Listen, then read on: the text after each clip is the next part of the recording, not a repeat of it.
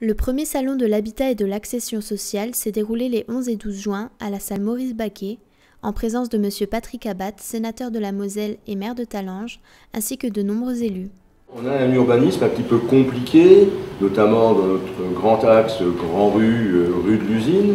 un urbanisme de cité ouvrière, c'est notre histoire, où on a du bâti qui n'est pas particulièrement attirant pour des jeunes couples qui ont la chance de,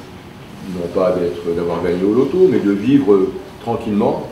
d'avoir du travail, et parce que c'est pas bien isolé, parce qu'il n'y a pas le confort, ce sont des grands espaces compliqués à chauffer. On constate une stabilisation de la population, ce qui est pas forcément une catastrophe, eu égard à ce qu'on a pu vivre de la crise de la sidérurgie, mais qui n'est pas quand même très encourageant au regard de notre situation stratégique sur l'axe Nancy-Luxembourg, Metz-Thionville, à la sortie autoroutière.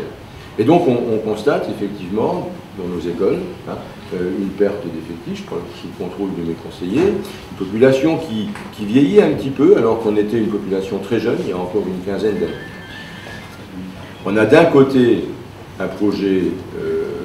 privé qu'on a validé,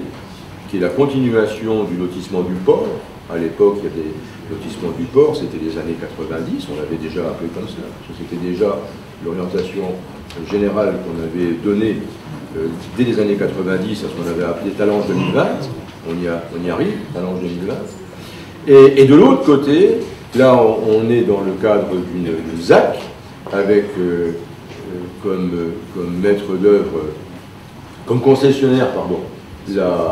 la SEBL. Et là, on travaille donc sur un quartier de type éco-quartier, puisqu'on va respecter dans la mise en œuvre de ce quartier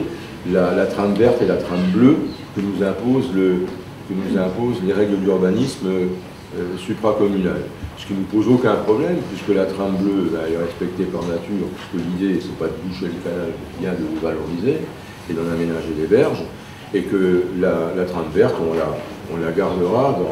dans l'esprit avec une vision qui est en cohérence avec cette préoccupation du développement du quartier. Un grand nombre de personnes a pu ainsi être renseignées sur les opérations immobilières en cours et à venir de la commune et du secteur.